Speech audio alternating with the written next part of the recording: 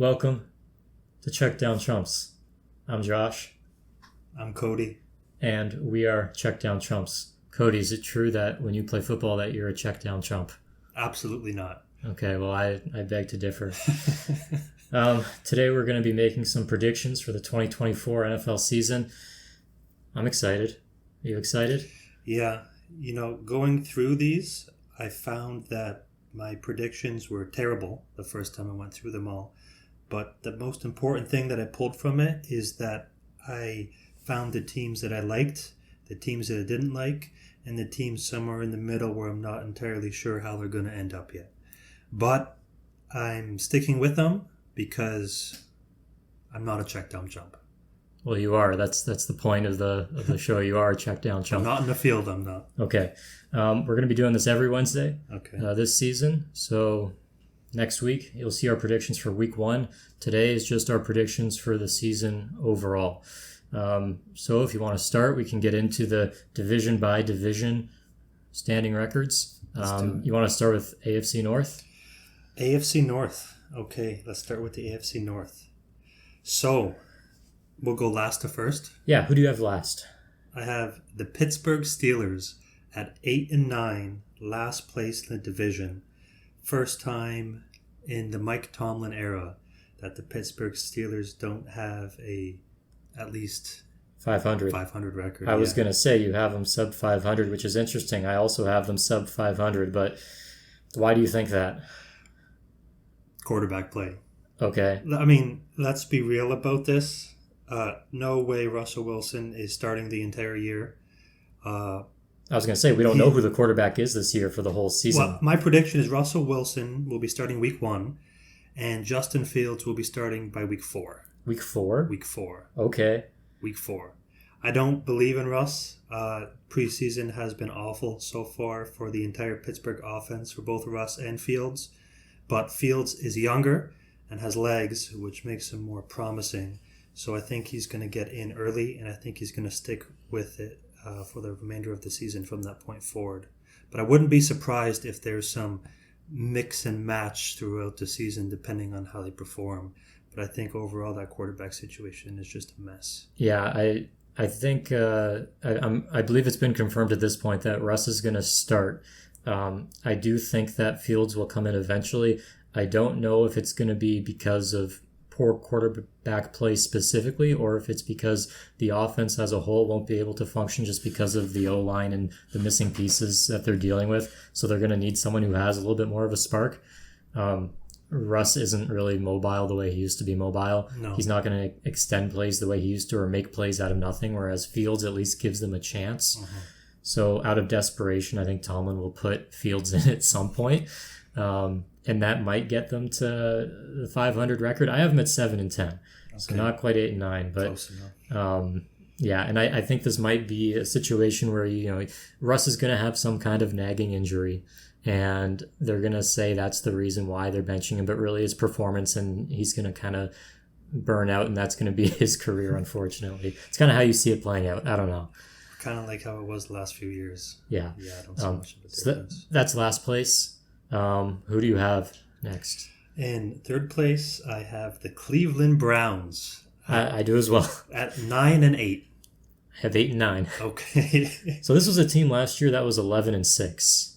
So why do we see them regressing? Well, I think everybody's surprised to hear that they were 11-6 last year, because when I hear it, I just don't believe it. Right.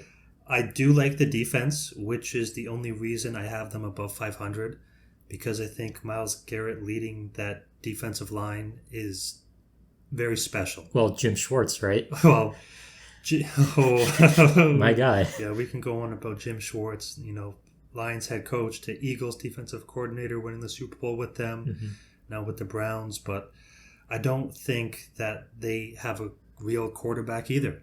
I mean, Deshaun Watson last year was a fraction of what he used to be. Joe Flacco came in and saved their season, but he's not there anymore to come in and save them this time. That wasn't sustainable anyway. We saw that in the playoffs when they played Houston, right? So, yeah. Again, 8-9, that's only three more losses than they had last year. That's not a huge drop-off, even though it sounds like it's big.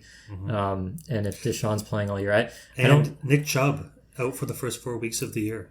Right, and that's technically he's out for the first 4 weeks. I think in reality, we don't know what he's going to look like when he comes back. We don't know if he's going to come back. That was a devastating injury. He was one of my favorites and one of the key pieces for their offense. And without him, it doesn't help. So no, although the addition of Judy might be interesting to see how he plays alongside Cooper, because in theory you have a solid 1-2 combination there on the outside. They forget about Amari. A lot of people along with Njoku at the tight end, who really had a good second half of the season last year. But I don't think that the O-line is going to be able to hold up the pass protection if they're not going to be able to run the ball. And Ford is a solid backup for Chubb, but I think that not too far into the season, defenses are going to be able to figure out what the Browns are doing. And if Chubb isn't back, they're going to have Watson and the offense solved, and he's not going to be able to perform. Okay. And your number 2 team? This is interesting. Okay. This is interesting. I have a guess as to what you're going to say. Can I guess? You can guess. You're going to say Baltimore. I'm not going to say Baltimore. Oh, you're going to say Cincinnati? Yeah. Oh, okay. That aligns with what I was going to say then. However, the record is where this gets interesting. I have the Cincinnati Bengals, 2nd in the division, 5th in the conference, 14-3. Alrighty. Okay, explain. I think the Bengals are a legitimate threat to win the Super Bowl this year, as they are every year that Joe Burrow is healthy, although we should put an asterisk beside that because it seems more often than not something happens where he can't play the bulk of the regular season, which causes the Bengals to suffer. And they always get off to a slow start. I don't see a 3-win or a 3-loss season possible. This is a team that has to lose 5 games because they're going to lose at least 2 of their first 4.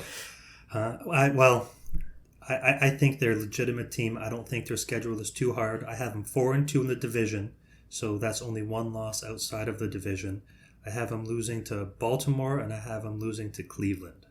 But, yeah. I thought you were going to say a Baltimore sweep. No, I think they're going to split. Okay. I think each team takes the home game in that series.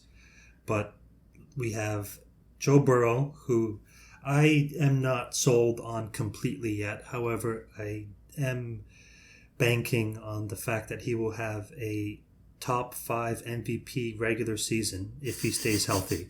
You're not sold on him, but you're banking on having a top 5 season. Yeah. Well, the reason I'm not sold on him is because I'm not sure how he'll perform in the playoffs this year. I know he had a decent run back when they made it to the Super Bowl, but since then, what have we really seen from Joe Burrow? People forget during that run, the defense was playing clutch, really good football. Evan McPherson, their kicker, incredibly clutch during that run. Just got a new contract, I believe. Not to mention the weapons. The thing you can say, though, is that Burrow never had the protection, and it's still up in the air whether that offensive line is going to give him the protection he needs. But that Super Bowl run was a team effort, even though I think it was really made to be about Joe, and I love Joe Burrow. I'm a fan. But, that defense came up in some big moments. But yeah, Joe in the regular season, I think, is underrated. If anything, everyone talks about him in the playoffs, but you look at his regular season statistics in the years that he's healthy, over 30 passing touchdowns a season, throwing for 4,000 yards, winning games once they get hot. I know early in the year, it's always, a slow start, but Joe Burrow, I think, is a guy that in the regular season, underrated. In the playoffs, maybe a little bit overrated. I don't like to throw that term around too much, but, he gives him a chance, like you said. He does. As long as he's out there and he's healthy, they can win against anyone.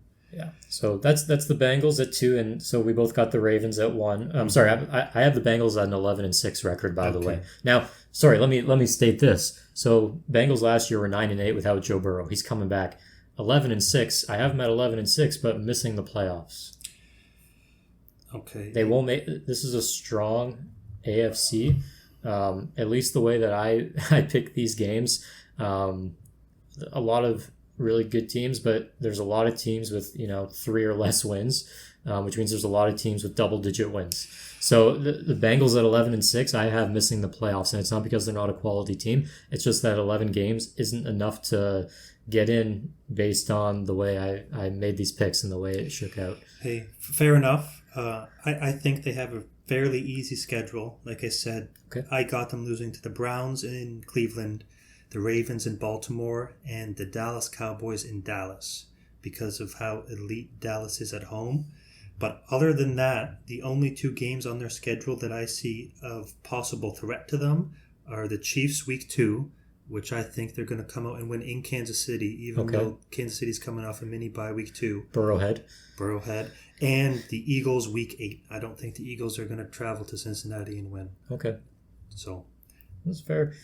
So the number 1 team we have in the division, obviously, Baltimore Ravens. What do you have in that? Also 14-3. Okay. They just have the tiebreaker. They have the tiebreaker. Okay. Yeah. I have them. It's a little ridiculous, but I put them at 15-2. Now they were 13-4 last year. To improve on that, it seems impossible, just considering how dominant they looked at times. I mean, Lamar in the pocket looked dangerous, just buying time, surveying the field, going through his reads, and then on top of that, you can throw in, the athletic ability that we all know he has. And the defense was playing just crazy football. You remember that game against San Francisco last year where they just, they exposed Brock Purdy, is what it looked like anyway. So to improve on a season like that, it seems impossible. But looking at their games, and there's going to be some upsets that I don't account for, but I have them at 15-2. So as crazy as that sounds, they're the number. Well, actually, I'll say this now. They're only my number 2 seed in the conference. So. Gives you a taste of how these picks shake up. Yeah, I mean, I have them at 14-3 also, so we're neck and neck there. You mentioned last year the win against San Francisco, but also the win against Detroit. Yeah, that was in Baltimore. That surprised a lot of people considering how well Detroit was playing at the start of the year and how well they finished their season. Yeah, that was also a dominant win against an elite team. They dominated the best teams, essentially, at least in the NFC. Mm-hmm. Now, we know what happens to them when they get in the playoffs, and that's why my playoff picks you'll see later shake out the way they do. But, we'll get there when we get there. Mm-hmm. Okay. Where do we move to now? So we just did the AFC North. You want to talk NFC North? NFC North? Let's do it. Okay. Let's do it. Okay. Last place, NFC North, with a 2-15 record, the Minnesota Vikings. 2-15. 2-15. So I'll say this: I have them in last. I don't have them doing that poorly. Okay. But go ahead. I mean, I'm just looking at the schedule, and I don't believe in them. Like, there's not a team. Well, I should say this first. The only wins that I have them for is an upset Week 14 against the Falcons at home, because I felt like throwing in an upset there. And also at home Week 17 against the Green Bay Packers, because divisional games late in the season, you never know what's going to happen. Other than that, I don't see it. I don't see a win on their schedule. I mean, JJ McCarthy, he's out. Sam Darnold, what was the record when he started for the Jets all those years ago? It wasn't good, but, to be fair, he was the only quarterback that was being haunted during a game, so it's... Can't really blame him. Yeah, well, the ghost might come back this year. But I'm just not a believer in the Vikings. I think maybe they might tank, although they do have their quarterback. So I'm not entirely sold on the fact that a team who just drafted their quarterback is going to tank the following season, even though he's hurt. Out for the year, yeah. JJ McCarthy, yeah. So, but I just don't have any belief in the Vikings. I mean, look, I just right off the bat, week 1, I have the Vikings beating the Giants, which, I mean, in reality, I think that can go either way. Now, yeah, they're going to lose to the Niners. They're going to lose to all these good teams, obviously. Texans, Packers, Jets, Lions, Rams, Colts, Jaguars. I mean, do you have them winning against any of the next 7 games? Let me see here. Like, the only matchup following week 1 that I think they have a shot at is week 11 against the Titans in Tennessee. Because the other 9 games between week 1 and week 11, with the bye at week 6, are all against teams that I have either in the playoffs or just missing? Well, look, I have them beating the Colts week 9. Oh, They got a mini bye. They're coming off. The Colts, we don't know what they're going to look like at that point in the season with Anthony Richardson. I have them beating the Jags. I have them beating the Titans. okay. The Jags are good for a bunch of just, losses out of nowhere that they just stink it up. I don't know why. I have them beating Atlanta. I have them beating the Packers in week 17 because those NFC North matchups late in the year. Just crazy stuff happens when a certain team needs a division win.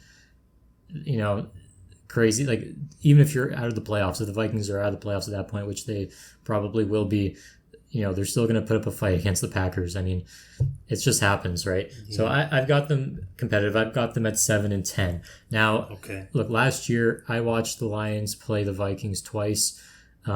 This is after Justin Jefferson returned from injury. They didn't have Kirk Cousins anymore. Didn't matter. The guy was dominating. Their backup quarterback was throwing for 400 yards a game against us, right? Darnold's a guy who has an arm. He's athletic. He's mobile. Some defenses are going to struggle against him, right? So I'm not saying that the Vikings are going to win every game, but they're going to be competitive in those games against teams that struggle against athletic quarterbacks. I can see the Lions having some struggles against him at times. I don't know. I'm hoping our defense by that point in the year is solidified and we're feeling a little bit better than we did this time last year. But yeah, I still have the Vikings at 7-10. Okay. Now, before you go on with the rest of your records for these teams, right? Let me say this. I have the other 3 teams in this division tied at 10 wins. Okay, we're not too far off. So if I can I'll spoil it for you now. Okay, go the ahead. Bears are in 3rd. They're going to miss the playoffs at 10-7. Okay. They're one of my dark horse teams, actually. Okay. And then the top 2 teams, Lions and Packers, they're going to be in the playoffs. But the Packers get the tiebreaker over Detroit. The Packers will be my 4 seed and win the NFC North at 10-7. The Lions will also be at 10-7. They'll have the 6th seed. And they'll finish 2nd in the division. Unfortunately, it pains me to say it, but when looking at these games, that's just the way it shakes out. Okay, we're not too far off. I also have the Bears in 3rd at 9-8, missing the playoffs as the 8th seed in the conference. Sure. But I have the Packers in 2nd at 10-7 as the 6th seed making the playoffs. And I have the Detroit Lions as the number 1 seed in the conference at 12-5. Really? Yeah. Okay, so I think we're in agreement on the Bears. I think the future looks pretty good for them considering where they've been. I like Caleb Williams. I mean, bringing Keenan Allen, you can't not like Keenan Allen. He had one of his best years of his career last year. DJ Moore had a career year last year. Like, they're building something, and the defense is going to be, I think, sneaky good as well. So we're in agreement there, I think. Packers are going to be good. They were 9-8 last year. They made a little bit of a playoff run themselves. Jordan Love showed that he can compete. Like, the Packers are going to be good, unfortunately. The Lions, for me, though, I think they'll be a better team this year than they were last year, which I'm happy about. But I don't think they're going to have a better record. And part of that is just, last year kind of everything went perfect for them. Their strength of schedule this year, it's a little bit harder, right? They have a little bit more competition they have to go against, and that comes with being the division winner the year before. Now you're playing the division winners from last year. You're playing a higher quality of opponent, right? So I don't see them, for me, I think if they get 12 wins next year, I will be ecstatic. But for me, I think 10-7 is realistic. What's important is getting into the playoffs, right? Get into the dance. That's what we care about. I'd like to see them win the division. It pains me to see the Packers win it after the Lions just, finally won it last year. But it's going to be really close is what these picks are saying. I'd like to pick the Lions to win the division, but the way these picks came out, it just happens that the Packers got the tiebreaker. So, Okay. Well, I have the Lions at 12-5 only because I think they have a difficult schedule. Because I think they could win 15 games this year if their schedule wasn't so challenging. Really? Yeah, I love the Lions. I have them 9-0 at home. Okay, I don't think they're going to lose at Ford Field. I think they have the best home field advantage in the league this year. Similar to what the Cowboys have been over the last couple of years where they're just unstoppable at home. In the dome, on the turf, Jared Goff and that offense, same coordinators. Dan Campbell's going to get those guys fired up. Elite offensive weapons. the offensive line, best in the league, solid defense. I like the Lions. I think the Lions this year probably have the best chance of going all the way that they've ever had. Well, look, I mean, you say solid defense. I'm hoping for a solid defense. That would be like a dream come true if the defense is just solid, right? I don't know. I'm hoping that's the case. I'm optimistic. Like I said, I think they're going to be a way better team this year than they were last year. But just because they're a better team doesn't mean you're going to see the results. I mean, I have them splitting against Green Bay and Chicago. I have them losing to the Niners in Week 17. I have them losing to Houston. I have them losing to Dallas. There's a lot of tough teams on this schedule, and I'm happy if we make it into the playoffs, and then we can start talking about championship aspirations. But if we don't match last year's win total, I'm not going to see that as a defeat, or a failure in any way. Okay, I'm riding high in the Lions this year. All right, I'm riding high in them. Okay, do you want to bounce back to the AFC? We can go south. Let's do it. Okay, the South. I mean, I have the AFC as a stronger conference this year than the NFC. So I have 3 teams with winning records, but only 1 team in the division making the playoffs. Okay. But in last place, 5-12 Tennessee Titans. I think that offense is going to be surprisingly decent this year. I think Will Levis is, I'm just going to say it now. I have him as a dark horse. Now, this is going to sound interesting. Dark horse MVP candidate at 5-12 because he might break the all-time single-season passing yards record this year. Okay. Yeah. So which receivers are going off for like 2,000 yards in that case? All of them. Okay. All of them. Here, let me find it here. But I took a look at Will Levis last year, and what jumped out to me... Is it Levis or Levi's or Levis? It's Will Mayonnaise now. Will Mayonnaise, that's right. He's sponsored by Mayo. That's right. But his intended air yards per passing attempt. Now, this is an advanced stat, something that I don't really look into much, but I found out Will Levis led the league last year at 10.6 intended air yards per pass attempt, which was 1.6 over second place CJ Stroud. Granted, he only played 9 games, right? But Will Levis airs the ball out. Wait, this is intended passing yards per attempt? Yeah. So this is just basically wherever the ball hits the dirt if it's incomplete. Average depth of target, whether completed or not. Okay. So it's where the target is when he throws him the ball, not where the ball hits the ground. Cody, this is a record you could have just by going outside. This doesn't mean anything. Well, it doesn't mean anything except for the fact that it means he likes to throw the football. Right. And throwing the football in 2024 is a good thing, considering the team that he has built around him. So I took a look at his offense, right? He's got Tony Pollard coming over from Dallas. Right. You lose Derrick Henry, so that's your... Yeah, but Tony Pollard and Tajay Spears are much better at catching the ball out of the backfield than Derrick Henry is. Okay. DeAndre Hopkins, yes. Can't forget about him. 1,000 yards last year. Calvin Ridley, who right. at one point in his career was a maybe top 5 wide receiver. And then Tyler Boyd as the third coming over from Cincinnati, along with one of my fantasy sleepers this year, Okonkwo at the tight end. Okay, I think Will Levis is going to just throw a ton this year, and I think he's just going to air it out all over the place. Might throw 40 picks, but I think he can throw for 6,000 yards this year. So we're thinking this is like a Jameis Winston season, a LASIK Jameis Winston season. Yeah. I mean, look, he might be throwing a lot because they might be losing a lot, and you might get a lot of garbage time yards. I mean, I didn't revise my picks. I went through and picked every game, and at the end, whatever the results were is what they were. This is a 1-win team. And that's no disrespect. They're probably going to win 7 games, if I had to guess. I didn't like the move with Mike Vrabel in the offseason. No. So I don't know. I can't say anything confidently about this team until they do something. I mean, even Hopkins, like I said, had 1,000 yards last year, but it was probably the quietest 1,000-yard season that I've heard about. I don't know. This isn't a team that's inspiring. If they show me something, then I'll eat my words. But I don't know. I don't know what to say. I've never heard of a quarterback winning MVP with 5 wins. So we'll we'll make a bet on that maybe later. I have him down for the league leader in passing yards at like 50-1 odds, so I'm banking on it. All right, good luck.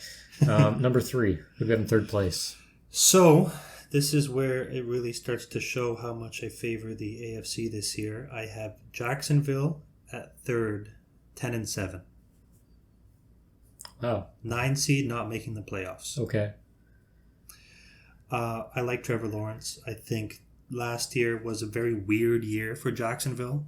They lost a lot of games that on paper they should have won. And, that happens sometimes. But I'm a Doug Peterson believer. Yep. He took the Eagles to the Super Bowl. I think the roster he has now with Jacksonville, not as deep as the roster he had with Philly when they brought him to the Super Bowl, but I think Trevor Lawrence is similar to Carson Wentz. And I think the weapons that they have can get it done. And I think if it clicks for them this year, which it will a little bit, they're going to be a dangerous team. That's an interesting comparison, Lawrence and Wentz. I hadn't put that together, and I'm not sure I understand exactly. I mean, last year I think people forget that he was dealing with a shoulder injury that he was playing through, and so any sort of slander against him and his accuracy, I take with a grain of salt. Trevor Lawrence was still a phenomenal talent coming out, and I think he still is. I mean, Peyton Manning was in year 8 before they really won a championship, and before that it was, he was great in the regular season, and that was about it. So Trevor Lawrence, I mean, going into, was he going into year 4 at this point? I think it's year 4. I'm not that concerned about his, career overall. I think he can still end up being one of those guys. We've been a little spoiled, I think, lately with guys coming in and by year 3 being this elite talent, or, in rare cases, guys like Mahomes coming in year 2, or, CJ Stroud last year as a rookie. Not everyone comes in as polished. I'm not too concerned. I think they'll figure it out, especially working with Doug Peterson, but we'll see. I have the Jags this year at 9-8. So not far off, but I have them in second in the division. I don't have this division as strong as you do. My third place team is actually the Colts. Okay. And I have them as a 6-11 team. So both the Colts and Jags last year with 9 wins. I have the Jags repeating that this year, but I have the Colts dropping by 3 to 6-11. Okay. I like the Colts. I have them in second at 11-6. Wow, okay. But missing the playoffs as the 8th seed. Okay. I like Anthony Richardson. I think he's very dynamic. What we saw of him so far in the league has been nothing but brilliant to watch. Even though he is a turnover risk machine, is that the right terminology for it? Sure. However, the defense, I think they have a top 5 defense in the league, and I think their defensive line might be the top defensive line in the league. I'll give them top 3 for sure. But I think that defense alone is going to be able to win enough games for them that the offense struggles. And the offense is going to come out and they're going to show flashes of brilliance throughout the season during enough games that'll get them to 11 wins. I think that Jonathan Taylor is coming back healthy. Michael Pittman Jr. is an elite number 1 wide receiver. We don't hear enough about him, but he's legit. Like, he's legit. And that offensive line, again, top 5 offensive line in the league, top 5 defensive line in the league. As long as Anthony Richardson doesn't turn the ball over like he's capable of doing, I think they're going to be a legitimate threat this year. I mean, I'm a Pittman fan. Last year, he looked more productive when he was playing with Gardner Minshew than he did when he was playing with Anthony Richardson. I don't know if Richardson can support, elite wide receiver play or not. We saw him over, a small sample size. I think a lot of people got the impression that he's this great quarterback based on maybe fantasy football points. That doesn't always translate to reality in winning football games. You have a new head coach there too. I don't know. There's a lot of question marks. I do like Jonathan Taylor coming back, assuming he can stay healthy for the whole season, which is a big question mark. I mean, Jonathan Taylor's a sleeper this year. Last 2 years, I think people kind of forget he's averaged over 70 rushing yards a game, not to mention his receiving work. Still over 4 yards a carry. He's still efficient. He's still good. It's just injuries that have really been, holding them back. A lot of these AFC teams, it's just, we got to wait to see something. There's always someone that kind of shocks you. But for me, the Colts, if they're just an average team, 8-8 or I guess 8-9 now, I won't be too surprised, but I have them at 6-11. Let's talk about the number one team, though, in this division. We know who it is. Yeah, it's the Houston Texans. Yeah, I have them second in the conference at 12-5. Okay. Yeah. They were 10-7 last year. I have them repeating 10-7 again. 10-7 again. Yeah, and for me, they're the 4 seed. Okay. I mean, I like what Houston did last year. I don't see any reason why C.J. Stroud should regress. I mean, if anything, the offense got better than it did last year. He's now 1 year familiar with the league. He seems like a legitimate pocket passer and knows how to make his reads. The addition of Stephon Diggs, I think, is a question mark because he might bring unnecessary drama to that team and to the locker room like he seems to do everywhere, but yeah, but that's always a fun. major talent, right? Yeah. He's also a major talent, and those 3 wide receivers that they have, I mean, he could put up big-time numbers this year. I think Texans fans are kind of hoping that with Diggs, it's more of an attitude problem where, last year towards the end of the season, it seemed like he fell off. You can say that it was a physical thing, but I think most Texan fans are hoping at the very least that was more about effort. For whatever reason, he was dissatisfied. So they're hoping he's still Stephon Diggs. Maybe he is. Yet to be seen, but I think that team has enough talent where even if he's your number 3, the offense is still going to be good. Texans, I think, should win this division easily. But we'll see. You never know. Yeah. Okay, now NFC South, you want to move over there? Yeah. Okay, I have this as the worst division in football this year. Well, I shouldn't say that. Tied for the worst division in football this year, although I have the division leader as the lowest record of all division leaders in the league. But I'll start off with 4th place in the division, the Carolina Panthers at 5-12. Okay. That's an improvement. A slight improvement from last year. 2-15 last year. Yep. Yeah, I don't like Bryce Young. I mean, he didn't really show all that much to me last year. There was some drives throughout the season where he did show really pinpoint accuracy in critical situations, which should give Panthers fans some hope for the future. But I'm just not a believer in the offense. I'm not a believer in the defense. And I think they have a tough schedule this year. And I really don't see how they're going to be able to pull out more than, 5 or 6 wins in the season. Yeah, I mean, I have them repeating at 2-15. And it's not because I don't think they're going to improve at all. It's just the way these picks came out. Bryce Young, I don't know what his career is going to look like. I thought that C.J. Stroud was the correct move. So I'm not surprised by what's happening. And again, it's a rookie season last year that you're looking at.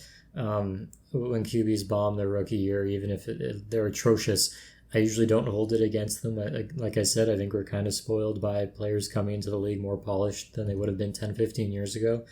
I mean, Stafford as a rookie threw 20 interceptions in 10 games.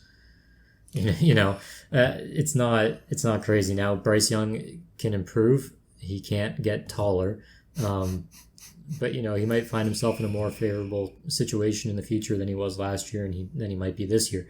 We don't know. We have to wait and see. Yeah, something to point out there quickly. Last year he led the league in sack yards lost, 477 on 62 sacks. Yeah, so he has to learn to throw it away. If you have that many failed plays, I mean that could be a feature of the team at large, but you have to, make the most out of that, or at least minimize the damage by getting rid of it. And that comes with experience. So I don't know. I'm not sold on Bryce being a bust. I wouldn't say that. I'm rooting for him, but I don't think this year the team's going to do anything special. Now, 3rd place. Who do you have? 3rd place, I have the Saints. 7-10. Okay. I also have them in 3rd. Mm-hmm. They were 9-8 last year. I have them this year. It's kind of shocked me, but I have them at 4-13. Yeah. Well. Okay. So we do have a little bit different opinion on the Saints. Then I do have them with a losing record, but that's mostly due to the fact of how challenging I think their schedule is this year. It's a 3-game difference, right? I mean, that's the thing about this league. You drop a couple games and all of a sudden you go from being average to being terrible in terms of just the perception of your record. That is true. I don't mind Derek Carr, actually. I think Derek Carr could be a decent quarterback in the right situation. He's serviceable at this point in his career, I would say. Yeah. Although if you talk to Saints fans that actually watch every game, I mean, they'll tell you how frustrated they are watching him manage a game. So I can't say, but I mean, I guess it reflects in the record that I have them at, 4 wins. Yeah, I will say, however, that according to PFF, he does have the highest rated post throws in the league. Okay. So something he does well, Saints fans, run the post with Chris Olave. Well, this is an important question. Is Michael Thomas coming back? I don't think so. Okay. Then I think we can move on. Yeah, his career's done, I think. All right. Okay. Number 2, I'm sure we're going to agree on this.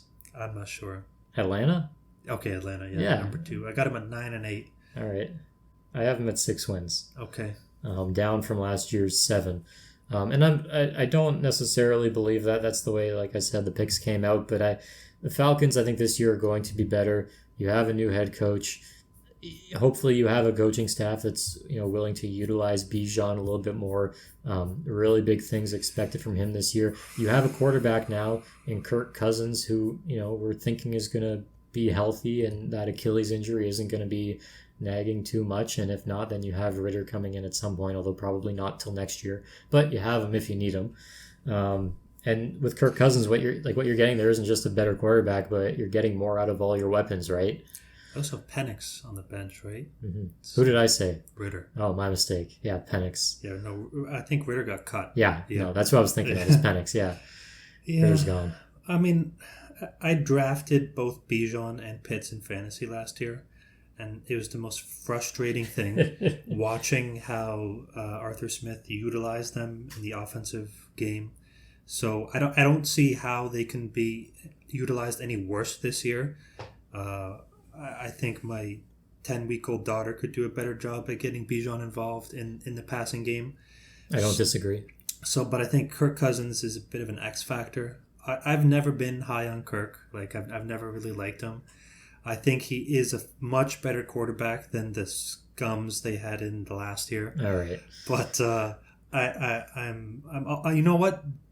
Jesse Bates, they also picked up that other safety the other week too. Yep. I forget his name, but I think they're going to have a decent defense. But again, I think the strength of schedule is going to be tough on them, and I'm not sold that Kirk Cousins being as great as everyone's predicting him to be this year. It's going to depend on the offensive line, and that's the case for a lot of these teams. Even if you have a talented veteran quarterback like Kirk, you're going to be in a better situation than you were last year, which is why I think ultimately they will have a better record than last year, even though I only have them at 6-11.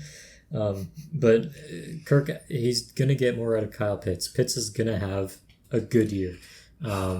Everyone on that offense is going to benefit. If you have a competent quarterback that can throw the ball, Bijan's also going to benefit, right? So they got to be better. But again, they're not competing for this division, even though this division feels like it's up for grabs every year. This year, I think there's one team that decisively is going to win, and that's the Buccaneers. Okay, I have them number 1 too. I have them. It's the 4th seed in the conference at 9-8. I have them at the 3 seed at 11-6. So 9-8 last year. Last year it took a while to kind of see, okay, who's, there's competition within the division as there is every year. There's competition within this particular division. And by the end of the year, you knew the Bucs were a good team. They went and played Philadelphia in the playoffs, and I didn't really have any strong feelings that Philadelphia was going to compete. Like that was, like the Bucs were a good team, and as a Lions fan, I was worried having to play them, even though we beat them in the regular season. The Buccaneers are a good team, and I mean Baker Mayfield is another guy. He's going to get a lot out of his weapons. Mike Evans, Tom Brady leaves. What's Mike Evans going to do? He's going to have the second best year of his career with Baker Mayfield, right? So I'm a Baker guy. I've always been a fan of him if he has coaches that support him and will let him play the way that favors his style of play. I like him. I think this is a team that wins 11 games. They're going to run the ball better. They're going to be good on defense as usual. They're just going to be good, and they're going to pile up wins against their division opponents. They're going to get probably 5 wins just within the division. That's going to go a long way in helping them get to this 3 seed. Mm-hmm. And they still got Godwin out on the other side Yep. too, who is legitimate number 2 receiver, and Rashad White out in the backfield. Good year last year. Underrated. Yep. Rashad White. Underrated. Godwin's a guy, I almost forget that he's on the team every year. There's either an injury or there's other receiver names that kind of overshadow him. But yeah, he's there, and as your number 2, you can't really complain. Yeah, okay, so we both like the Bucks. You just have them a couple more wins than I do, but yeah, I think they're legit. Okay, let's go AFC East. Okay. Yeah, this is a fun one. This was tricky because, we both know who's in last place this year. I got the Patriots at 1-16. Okay, I have them at 3 wins. Okay. Either way, that's a decline from last year's 4 wins, and that's a little. Like, you'd think that last year was kind of the lowest we're going to see the Patriots in our lifetime, but looking at their schedule, who they have to play, the division they're in, which is a very stacked division. Although I will say, even Patriot division games are always interesting, regardless of if they're the powerhouse team or if they're going up against someone who's a really good team. Those games are always interesting, but I think they're going to get dogged on a little bit this year. Last place. Belichick's gone, and again with Belichick, they had 4 wins. This year, I mean... Who's starting week 1? At quarterback? Yeah. It's undecided still. Yeah, I don't know. I mean, are they bringing in Brian Hoyer? Is that... Again, is that a thing?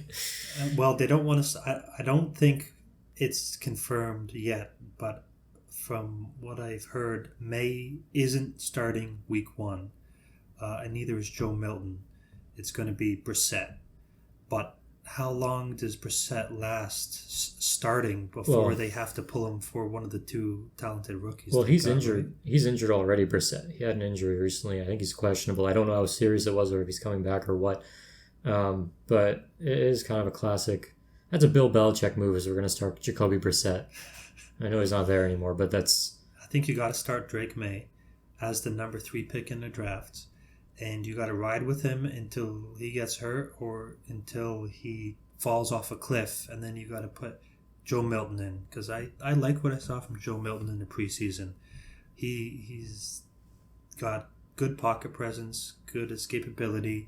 He's got a cannon for an arm. He's made some big-time throws. So it's just the team doesn't have enough to be able to compete in that division or in the conference. We'll see. Let's talk about the teams we actually want to talk about in this division, because there's 3 very good ones that are going to be in the playoffs, at least in my mind. I got that too. You got all 3 in the playoffs? Okay.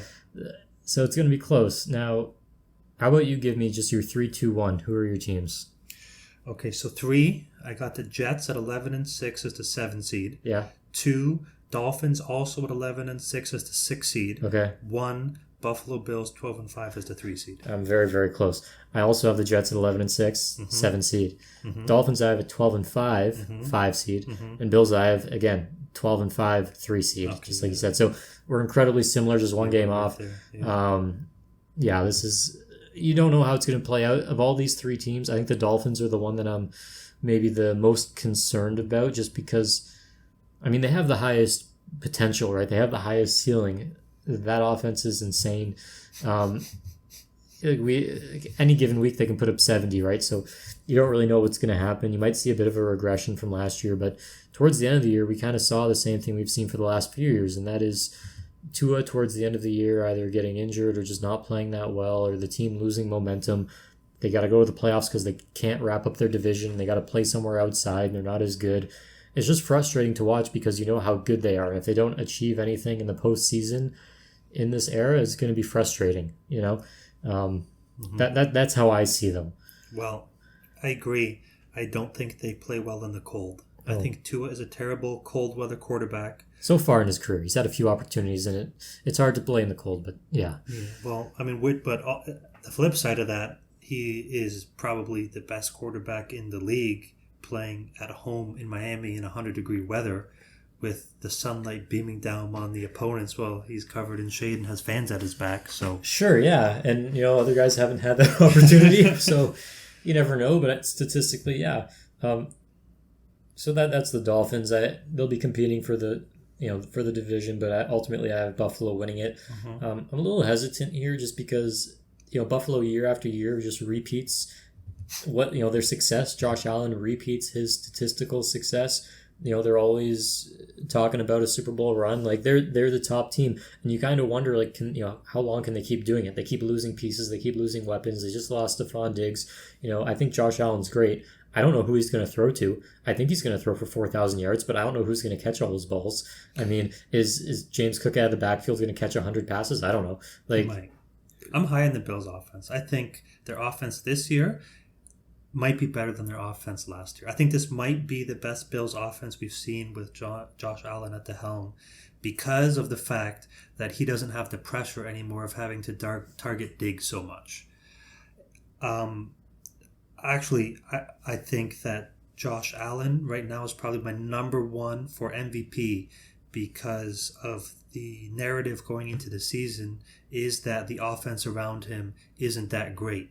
And if he's able to put up big time numbers like we know he can and he has, then I think it'll only look better with these, kind of no name offensive weapons around him than having some of the big time names like Diggs in the past.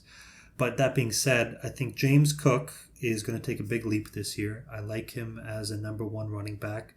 Really good pass catcher out of the backfield, and he's going to pair well with Josh Allen. The rookie Keon Coleman, not too sure about him. I think the plan for him right now is to be the number one receiver, but there's signs that he may not develop as well as people are expecting. I think he's a bit slim. I don't think his hands are that great. I think he's a decent route runner. But I'm high on the other offensive weapons they have. Dalton Kincaid, I think he's a very good receiving tight end. Yep. Curtis Samuel, I think he could be similar to a Debo in the sense that they can use him in the backfield as well as in like the hitch game. And Khalil Shakir, rookie last year, but I think he's going to take a big leap this year as well. And he's going to receive a lot more targets, and he's a legitimate deep threat. So I think the Bills are going to be legitimate this year. We'll see. I'm hoping they just run with their running backs more, or at least they're able to run those sort of bread and butter plays as opposed to having Josh Allen run for 15 touchdowns again. I don't think that's really the recipe you want long term if you're the Bills, even though it's fun to watch. Again, they also released Frank Gore Jr. this week. So their season's over. That was a mistake. The one team we didn't really talk about, the New York Jets, Aaron Rodgers. Look, I'm a Lions fan. I've detested Aaron Rodgers for over a decade. This is a team that last year still got 7 wins. They're always kind of competitive even without a quarterback. If Rodgers is healthy this year, I'm not going to like it, but I'm going to watch with interest because this could be a fun, competitive team, and I would enjoy it if they kind of shook things up in the AFC. The AFC's been dominated for a while now. People are already kind of getting the fatigue of Mahomes and Allen and to an extent Burrow. Seeing the Jets competitive would be kind of amusing and fun to watch. Well, it would make our friend very happy. We have a very good friend, Patrick. He's a good kid, and all he really wants in life is to see the Jets win a Super Bowl. He would prefer if it was with Mark Sanchez, but I think he would be fine with it being, Aaron Rodgers. Yeah, I mean, with or without Hassan Reddick, I still think the Jets have one of the best defenses in the league. Oh, they're balanced. They're one of the more balanced teams in the conference. With him there, I mean, just a few years ago, right, that Eagles deep had 70 sacks. Yeah. And I think he was the leader in the team at sacks that year. I mean, with him there, if he's able to, reproduce what he did just a couple years ago, that is probably a number one defense. Aaron Rodgers, I mean, you have a relationship with Aaron Rodgers as a Lions fan your entire life. Not so much from my end of the table, but I believe that Aaron Rodgers is the most talented thrower of the football that I've ever seen, even more so than Mahomes and Brady, just based on the way he's able to make these ridiculous throws. I think he is better than it at Mahomes, but he is old. He's 40. He's coming off a torn ACL, so we'll see how he's able to perform this year. But I believe that he's going to be the comeback player of the year this year. Achilles, right? His Achilles popped, which is almost more devastating for that position. It seems like. I mean, neither is good, but yeah, you never know. He's one of those guys that has the arm strength. Like we talk about arm strength, but most quarterbacks that have a strong arm and can really throw it, like they're generating that force through their legs, right? So even if you think, oh, he can throw off his arm, with just his arm, he throws off his back foot, he, does that little hop, it's all in his arm. Well, you're still generating some torque, right? So we don't know exactly what he's going to look like.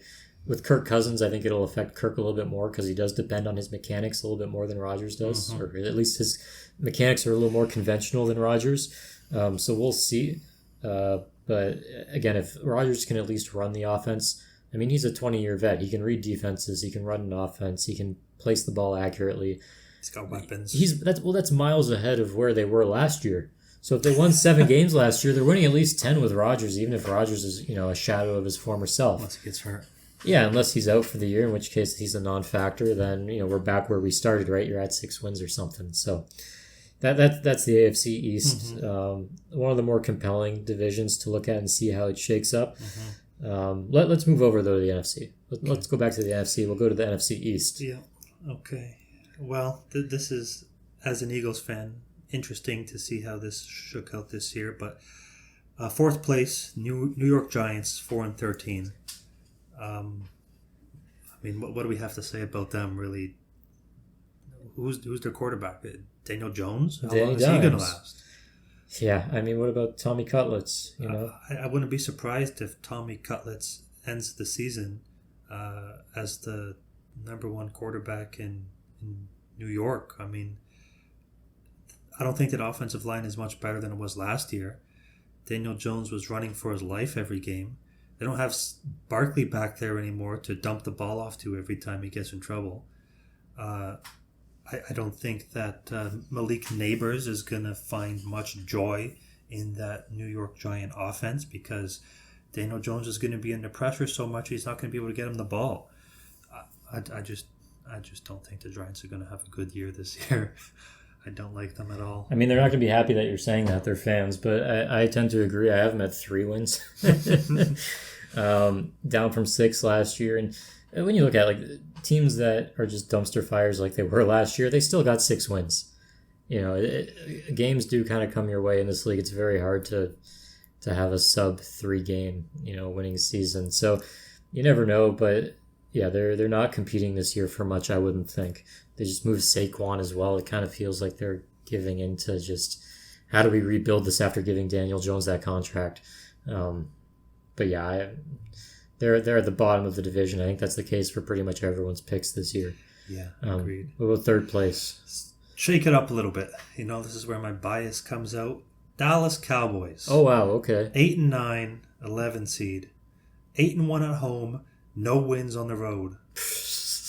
Well, I think Dallas is still going to continue to tear it up at home as they have been doing the last couple of seasons. But I think their road schedule is quite challenging this year. I mean, within a division, I don't have them winning road games, but that division, Against the Giants? I have the Giants beating them in New York this year. That division, I mean, watching Eagles games for as long as I have, you just can't predict, inter-division games in that division. I mean, it's tricky. But, I mean, I have them losing to the Browns in Cleveland, losing to the Steelers, losing to the Niners, the Falcons, and also the Panthers on the road outside of the division this year. All right, man. Yeah, it's fine. I've heard enough. That's insane. I have the Cowboys in 2nd place in the division, the 5 seed at 12-5. Okay. That's a bold prediction. I don't know. I don't think I have to talk about it too much. I mean, the running game is going to be a question. I know Zeke's coming back, and they're looking at other guys, but I mean, they're going to be one of those teams, and look, they're going to get a couple wins against the Giants, so maybe they're a 10-win team that gets to 12 because they play the Giants. My 3rd place team is the Commanders. Okay, I have the Commanders at 2nd at 9-8. Right. Just one game above Dallas. Okay, so I have them at 6 wins. Okay. They were at 4 last year. What do you think about them? I think that Jalen Daniels is going to have a good rookie season, possibly Rookie of the Year, similar to what happened all those years ago when RG3 came into the league. I think they retooled their offense, and he has weapons around him. He's going to be able to use his legs, and I think they're going to be able to pull up some upsets this year because teams are going to underestimate them going into the games. You're probably right. I'm excited for him as well. Probably my second rated quarterback this season in terms of rookies after Caleb Williams. Yeah. A lot of it is the situation as well. But yeah, Commanders. The Commanders need to shake things up. I don't know when they're going to be competitive again, really, but we'll see. We'll see what they have in the future with how their rookies play this year. Mm-hmm. So, of course, our number one team in the division this year, we're unanimous on this. We have Philadelphia, right? Mm. I have them at 14 wins. Oh, boy. What do you have them? I have them as a 2 seed at 12-5. Okay, yeah, they're my 2 seed as well. And this one, when I was going through my games, I kind of somehow put the last half of the last season out of my mind. Because, if they continue at that pace, well, they're a winless team, right?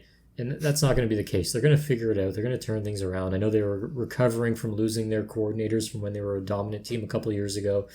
So they're kind of recovering from that. Hurts, I think, is going to be better. The passing game should be better. Hurts is still a young player. I think people kind of forget. They judge him like he's just another veteran quarterback in this league. What's he going into year 4? Year 3 as a starter, something like that? His first year, he started the last 2 games of the year. Right. Year 2, he played the full season. I think they only had 4 or 5 wins. Year 3 was the Super Bowl year? No, year 3 they made it to the playoffs, lost to the Bucs in the first round. So he's played 5 seasons. Year 4 Super Bowl year. Yeah, I'm pretty sure. Interesting. Okay. Yeah. Well, I don't know. I think he still has the ability to improve. I think he still has room to grow. I don't think we've seen his ceiling, especially as a passer. And I think this Eagles team is going to be better. I think their schedule is favorable enough that they'll have a dominant season like they did a few ago. I'm hoping anyway. If they don't return to form, that's going to be a little disappointing. There are question marks. You do lose your center. Kelsey was the best in the game, but you gain Saquon Barkley. That's exciting. Yeah. You see, DeAndre Swift has his career year there. Before him, Miles Sanders, career year at the Eagles. So now you bring in a guy like Saquon who, a few years ago, he was the most electric player in the league. So there's potential there for sure. And they were already a dominant team, like you said.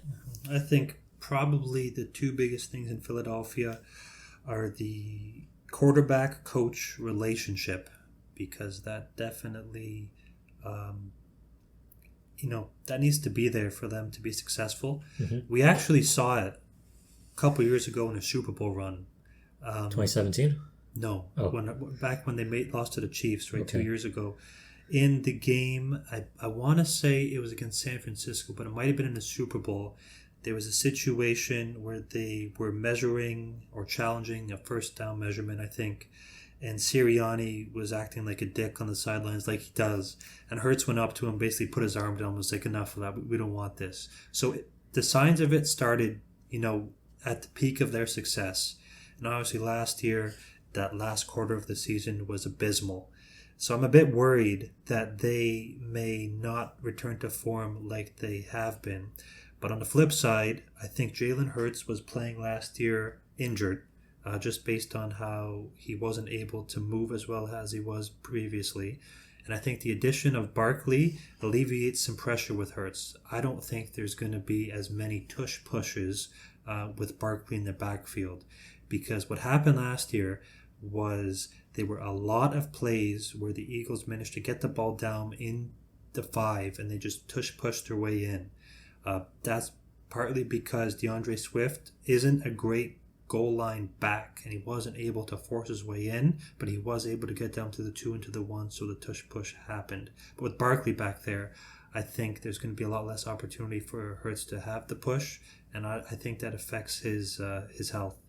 So with Barkley running the ball in, within the goal line, it's gonna save Hurts a little bit. Back to the AFC West. Mm-hmm. 4th place, I have the Raiders. They were 8-9 last year. Going through the picks, I have them with 1 win, which seems a little ridiculous considering that, they still have Devontae Adams. They still have some pieces. They just drafted someone who's going to be a stud at tight end. So they have some pieces there, but, they're not competing for this division this year is the takeaway, I think. I think this division sucks. Okay. I'll just lay it out for you. I have the Broncos 2-15, the Raiders 3-14, the Chargers 5-12, and Chiefs 10-7 as the 4 seed. Wow. Yeah. Mine looks different, man. Okay, hit me with it. So, Raiders 1-16, fourth place. Broncos I have 5-12. Okay. The Chargers I have as the 6th seed, 12-5. Wow. I know that Wow. they lost some weapons, but they still have Justin Herbert. You bring in Jim Harbaugh, just fresh off a championship. Looking at their schedule, I think they're going to be competitive. I'm excited. And sources are saying that Justin Herbert is saying that his foot is 100%. He's recovered. He's got no issues. I'm excited. I like Justin Herbert. I like Jim Harbaugh. It's a good combination, I think. So we'll see. And then the 1 seed I have the Chiefs at 15-2. 15-2. Woo. Yeah. Wow. Okay. Who are your 2 losses, if you don't mind me asking there? Let me pull this up. Because I think the Chiefs are good. Don't get me wrong. And I have them making a fairly deep playoff run. But I don't think that the Chiefs are going to have a great regular season in terms of their recent success. I think it's going to be more similar to last year than it has been in the past. Just because of the offense around Mahomes. I mean, he led the league last year in yards after catch, right? By pretty significant margin. And I think that has to do with the coaching philosophy of Andy Reid figuring out how to win games. Less deep air balls, less risk for interceptions, running better schemes for their explosive players to get in the open. But Xavier Worthy, not sold on him. Rashid Rice, I mean, he might end up in jail before the season starts. We're not too sure about that yet. Travis Kelce, I mean, he is one of the best tight ends of all time, but he is getting up there in age. He did just sign a massive deal for the New Heights podcast with Jason Kelce. So you think he's checking out? $100 million over 3 years. He's dating Taylor Swift, like the biggest superstar in the world. Yeah. There might be some distractions this year for Kelce. I still think they're going to be a good team. Don't get me wrong. I just don't think that they're going to dominate the regular season. Okay, so week 7, I have them losing to the Niners. Niners are just a complete team. It's going to be tough for them to compete. I have that as well. And then week 14, I have them losing to the Chargers. Oh. So they're going to split with them. All right. But most of these games, I think, for the Chiefs are winnable. Like week 1, they're playing the Ravens. That'll be a challenge. That's a revenge game for Baltimore. I It have is. Baltimore winning. Yeah, it's often the case that you lose in the important game, you're going to beat them in the meaningless game the next year. But you never know. I have them beating the Bengals. I mean, the Bengals are just a team that slow starts. Okay. I have the Bengals winning. Okay, Chiefs are going to beat the Falcons. They're going to beat the Chargers once. They're going to beat the Saints. Yeah. Lose to the Niners, but they're going to beat the Raiders. Yeah. I have them beating the Bucks, the Broncos, the Bills. I got the Bills winning. Okay. I got a Panthers upset. That's right. You mentioned that. They'll beat the Raiders again. They'll beat the Browns. They'll beat the Texans, which could go the other way. And then they'll finish the season beating the Steelers and the Broncos. So it's attainable, 15-2. I think that's kind of their ceiling. That's a high ceiling. Yeah, I mean they're a good team. So we'll see. If you want, we'll move over then to the NFC West. Let's do it. Let's finish it off. Okay. So 4th place. By the way, 3 playoff division here. 4th place, Seattle Seahawks, 7-10. Okay. I have them at 6-11 in 4th place. Yeah. I don't think there's much to say about Seattle this year. I think they're going to regress a little bit. I don't know what Seattle without Pete Carroll really looks like. They still have Geno Smith that they're relying on at quarterback. I think the Geno Smith experiment kind of flames out. He's been good for a couple of years, or good enough.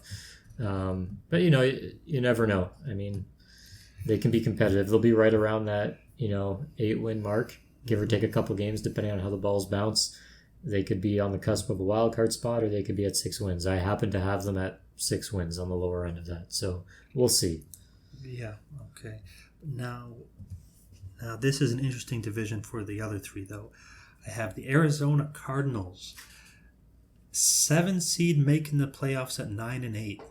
Okay. Yeah. I think they are going to have a surprisingly good offense this year. I have Kyler Murray as one of my top 5 MVP candidates this year going off. I think Marvin Harrison Jr. Is in line to win Offensive Rookie of the Year. Granted, Caleb Williams doesn't have a massive year. I just think he's going to get a ton of targets. I think Kyler Murray is going to be able to spread the ball out enough where he's going to have the yards, the receptions, the touchdowns, the big-time plays. James Conner and Trey Benson out of the backfield is a legitimate 1-2 combo. Trey McBride, I think, is the best receiving tight end in the league. He's legit. And that defense, I'm not entirely sold on that defense, but I think they're good enough where they're not going to get blown out a ton, where the offense is going to be able to make up for it. So I have the Cardinals as a 7 seed in the NFC. Okay, I have them at 7 wins. I think Kyler Murray is going to come back and have a more exciting year than than people remember him having last year. He's kind of gotten the reputation of falling off late in the season, and that's partially true. He's also had some injury issues, but his first couple of years in the league, I was really impressed with him. I was a fan of his. I still am. Like you said, with Harrison Jr. coming in, he's going to be a guy who probably is going to deserve Offensive Rookie of the Year. He might not get it because it's a quarterback biased award, just like anything else. And so as long as Caleb Williams has a good year, he's probably going to win it. But Harrison's going to have a great year, I think. That offense is going to be good. We remember Kyler Murray supporting wide receiver ones back when it was DeAndre Hopkins. I remember his first couple of years in the league, he was one of the most accurate deep ball throwers in the entire league. So he's a guy that I still respect as a quarterback. I think he's going to have a better year, a little bit of a rebound. The Cardinals are actually one of my dark horse teams to kind of exceed expectations. I do only have them at 7 wins, but I think offensively they're going to be dangerous and they're going to be competitive. Okay, so we're not too far off there. Nope. Second, I have the Rams 11-6 as the 5 seed. Okay. And then number 1, the 49ers as the 3 seed, also at 11-6. With the tiebreaker, yeah. So mine's not as close. I have the Rams second, and they're the 7 seed. Okay. Their record's 10-7. And the Niners I have in first. They're going to be my 1 seed, and they're going to have a record of 16-1. 16-1. Wow. Look, I don't know what to say, but when I go through my picks and I see the 49ers versus, insert team that's not as good as the Niners, usually I'm going to pick the Niners to win. So do you have Brock Purdy as MVP at 16-1? Yeah, so let's transition in. Do you want to talk about our awards right now, or you want to save that for later? Well, we can go to awards. We can go to playoffs. I mean, we'll talk playoffs. So just to answer your question, Brock Purdy is my top MVP candidate right now. Really? He is. And I have a rationale behind it. We'll get into that. But let's just talk about the playoffs real quick. Sure. Okay. Let's do it. So we'll start in the AFC. I'll run through my scenario, then you can run through your scenario. Go ahead. Okay. Go ahead, yeah. So my wild card round looks like this. I got the 5 seed Dolphins at the 4 seed Texans. I have the Dolphins winning that game. Okay. It is against the Texans, so they're not really going to be worrying about the game like last year in Kansas City or anything like that. Exactly. Then I got the 6 seed Chargers going to the 3 seed Bills. I have the Bills winning that game. Okay. And I have the 7 seed Jets going to the Ravens, who are the 2 seed, and I have the Ravens winning that game. Okay. So that gives you a divisional round of Bills at Ravens. I have the Ravens winning, and I have Dolphins at Chiefs. Now I have the Chiefs winning that game. Okay. Which gives us an AFC Championship game. 2 seed Ravens at the 1 seed Chiefs. We all think we know how this is going to go, but no, it's going to be the Ravens that finally get past the Chiefs, get to the mountaintop of the AFC, and represent the conference in the Super Bowl. So who will they play? Let's look at the NFC. NFC wildcard. I got the 5-seed Cowboys at the 4-seed Packers. Packers are going to win. Mm-hmm. I got the 6-seed Lions at the 3-seed Bucks. Lions are going to win. Sorry, Bucks, you're not getting your revenge this year.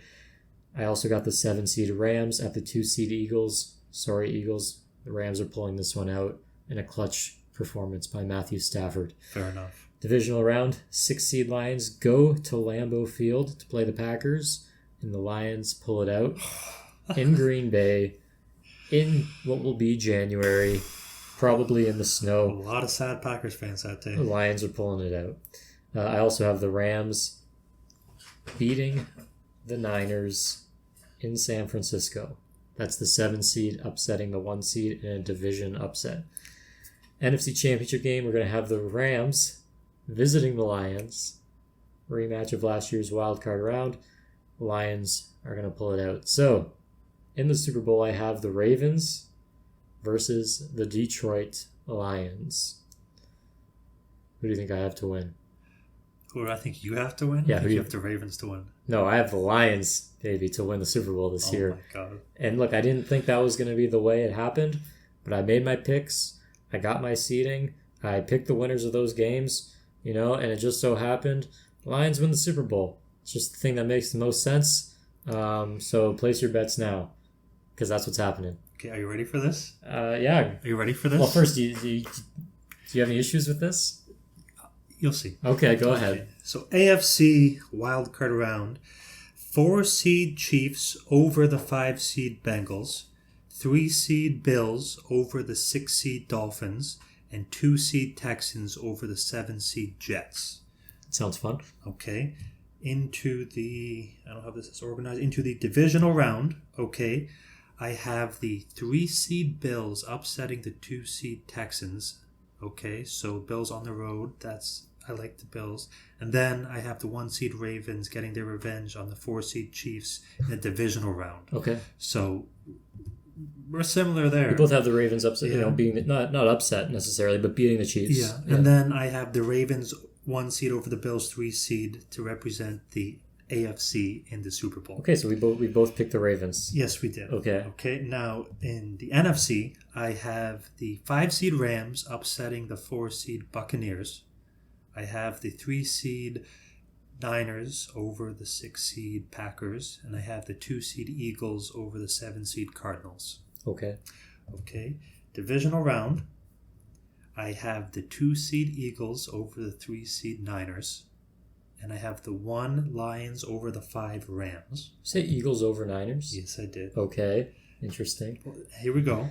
And then I have the Detroit Lions over the Eagles, representing the NFC in the Super Bowl. So we've picked the same Super Bowl matchups. And I have the Detroit Lions over the Baltimore Ravens winning the Super Bowl. However, I have the Lions as the 1 seed in the conference. You have them as the 6 in the conference. Yes. And you have the Chiefs as the 1, and I have the Ravens as the 1. Yeah, I have the Ravens as the 2. So you think that the 15-2 Kansas City Chiefs, with home field throughout the playoffs, who's never lost at home in the playoffs, they're going to making lose it to the Ravens? They're making it to the AFC Championship game. Okay. Right, they're going to have a good run. Mm-hmm. But the Ravens I also have at 15-2. The Chiefs are only the 1 seed because of tiebreakers. Both teams have 15 wins in this scenario. They're both really good teams. If you're a team that has more than, 12 wins or more, yeah, you can go head-to-head with anybody, and it shouldn't be considered an upset, I don't think. They are at home in my scenario, but the Ravens are going to be a team with the addition of Derrick Henry. They're going to be running the ball like crazy, especially with Lamar Jackson. That's a mistake I think they learned from last year, right? Running the ball in the playoffs. I certainly hope so.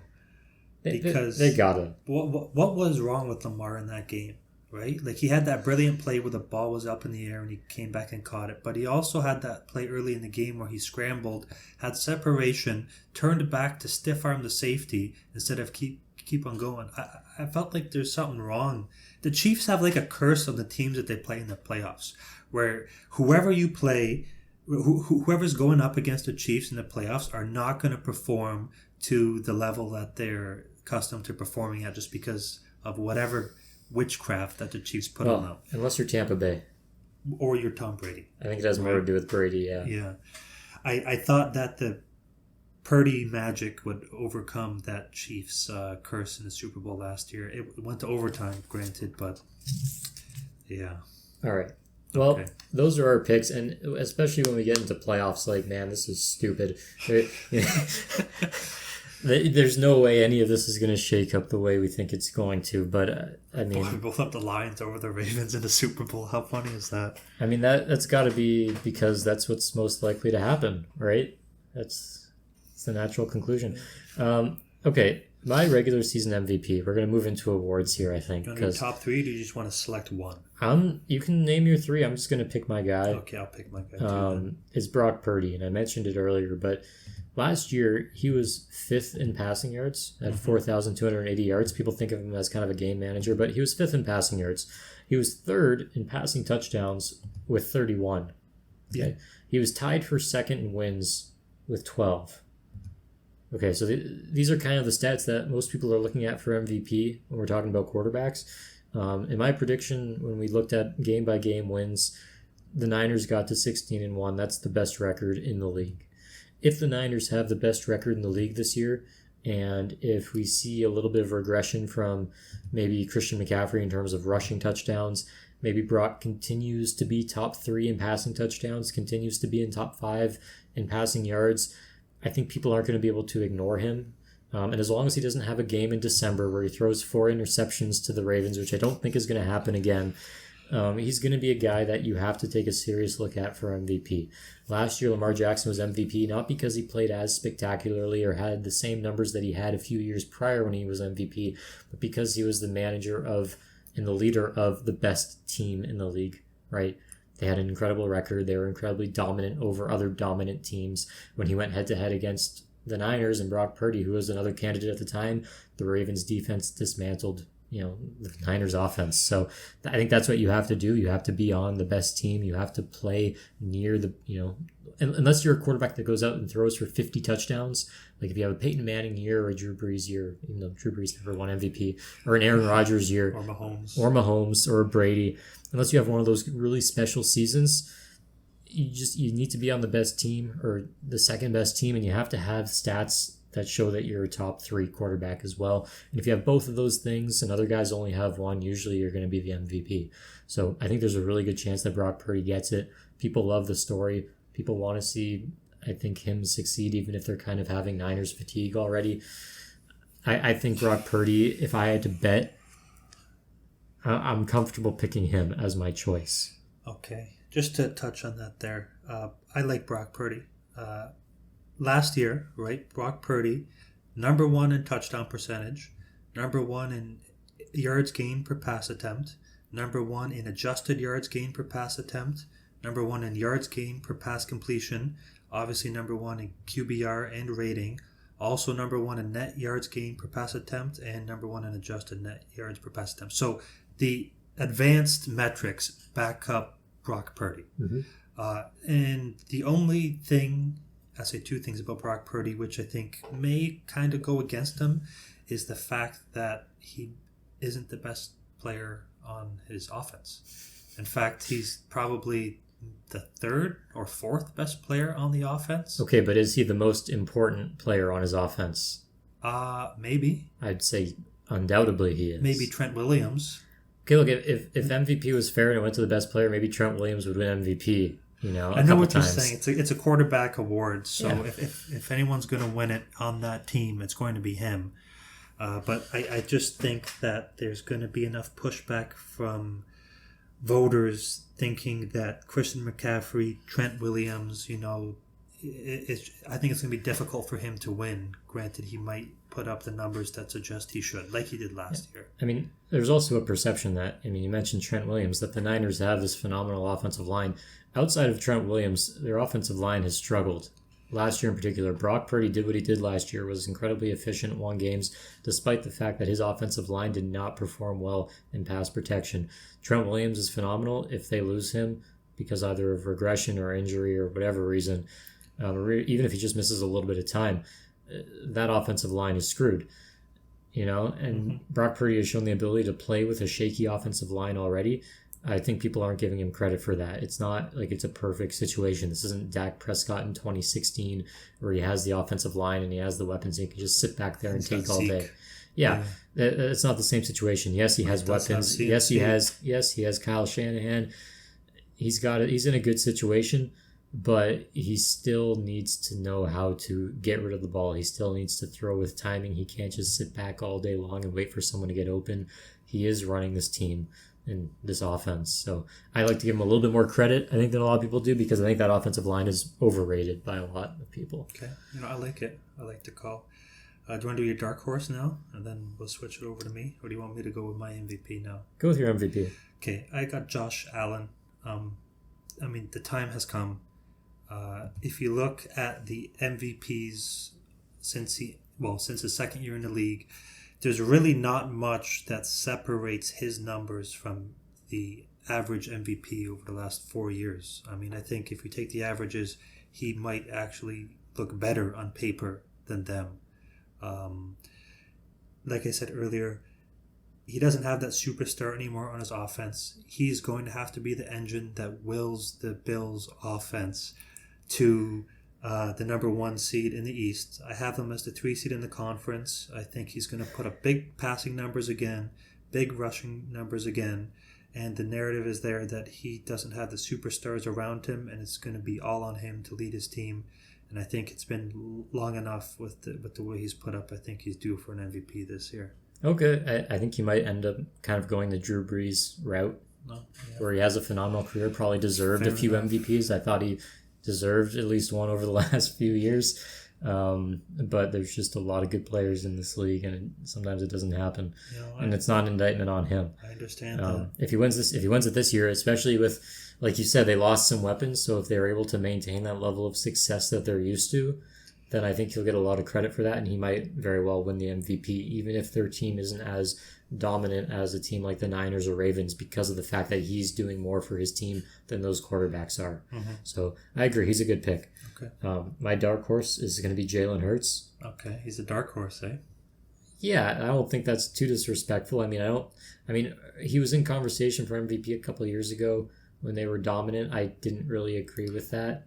I don't know. It's maybe just me, but I think this year, if they're able to rebound and they're able to do it more because of the arm of Jalen Hurts, and he's able to grow as a passer.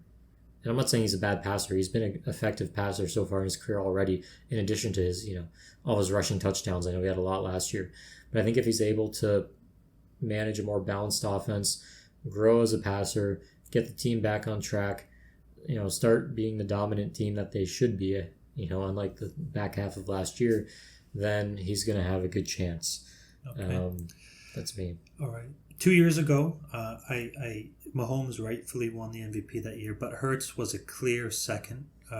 He did get hurt and didn't play like 2 or 3 games towards the end of the year, which impacted that. But last year, if to refresh, after the win against Buffalo, Hurts was the betting favorite to win MVP after Week 10, right?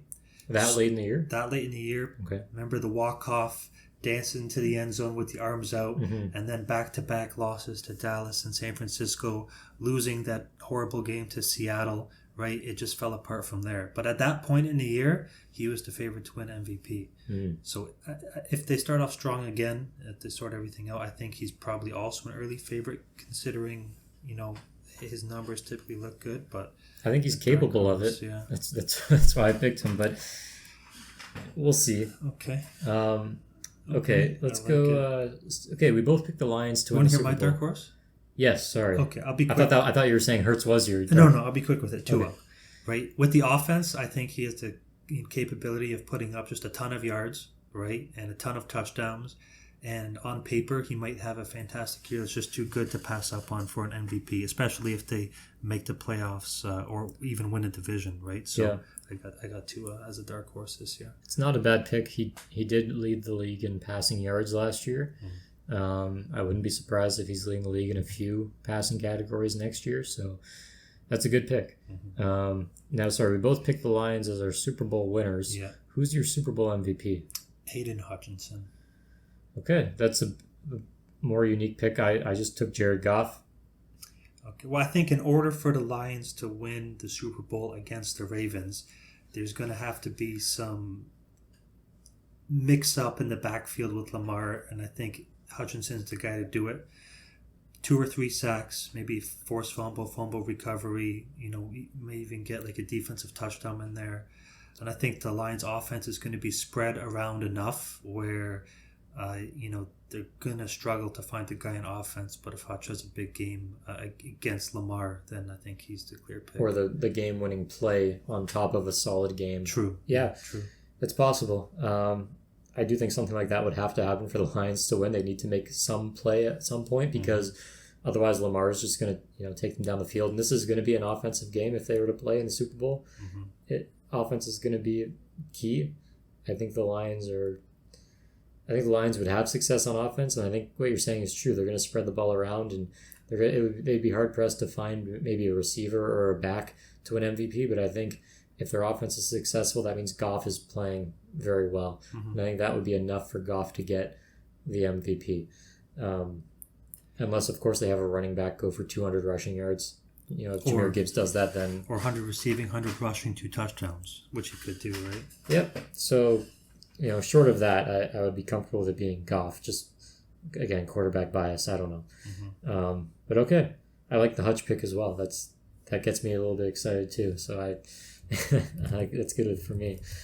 Offensive Player of the Year. Oh, yeah. Go ahead. Tell me. Well, I've got a lot of guys that I was considering. In the last few years, it's kind of gone to the best non-quarterback. But it wasn't too long ago that, Mahomes in 2018 was MVP and Offensive Player of the Year. Matt Ryan in 2016 was both as well. Cam in 2015 was both. Peyton in 2013 was both. In 2011, Drew Brees was Offensive Player of the Year. That's right. Despite Rodgers getting MVP. So, it's not always been the best non-quarterback. Having said that, I do think this year the Offensive Player of the Year is going to be Kyren Williams of the LA Rams. Wow. That's you know what? I like that pick. You like that pick? I like that pick, yeah. He's a guy last year who was running, 95 rushing yards per game, was very effective in the passing game as well. The Rams were a different team when he was healthy, when he was back. The second half of the season, they just went on an absolute tear. I think if they hadn't met the Lions in the wild card round, they had a good chance of making a run. Kyren Williams is going to be probably, the dominant back this year. In fact, I have Kyren Williams as my rushing yards leader and my scrimmage yards leader on the season. So he's my pick of all the guys I was looking at, all the guys everyone's talking about. This is a stacked offense. There are weapons, but I think Kyren Williams is going to be the difference. And I think with McVay, wanting to be as flexible as he is with his players and as versatile as they are, I think Kyren Williams is going to get a lot of opportunities. I think they're going to feed him, and I think he's going to be the leader of that offense. Wow. Okay. Very, very well might be.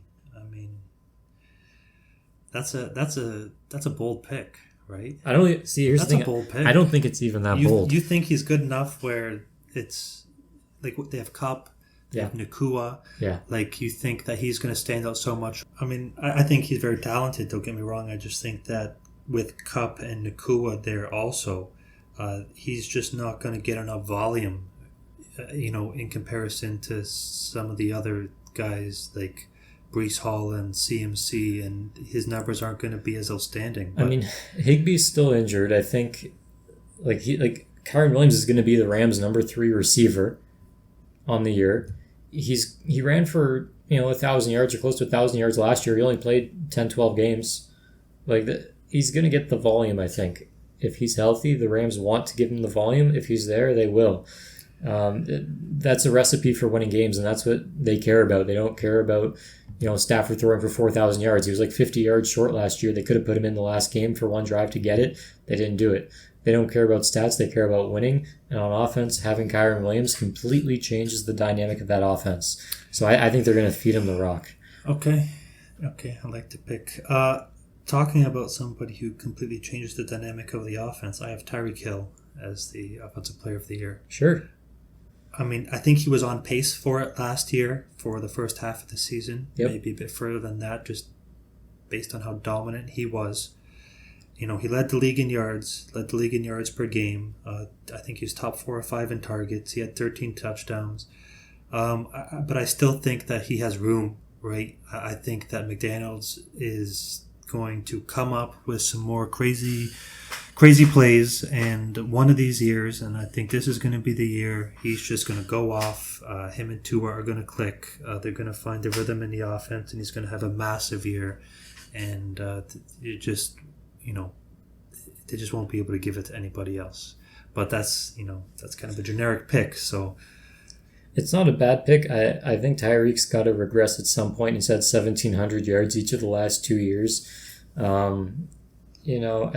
You got to start right. I think the running backs that they have there, they're going to get more rushing yards this year than they did. The one back they have, A-Chain. I mean, people are predicting big things out of him. They had Mostert last year, right? Mm-hmm. Tied for the most rushing touchdowns. Drafted a rookie running back who's supposed to be in the rotation too. So I think they're going to have a more balanced offense. Again, Tua led the league last year in passing yards. It's hard to do that 2 years in a row. Waddle's probably going to continue to develop and become a little bit more steady. Tyreek's getting up there. I don't know. I just think we've seen his peak.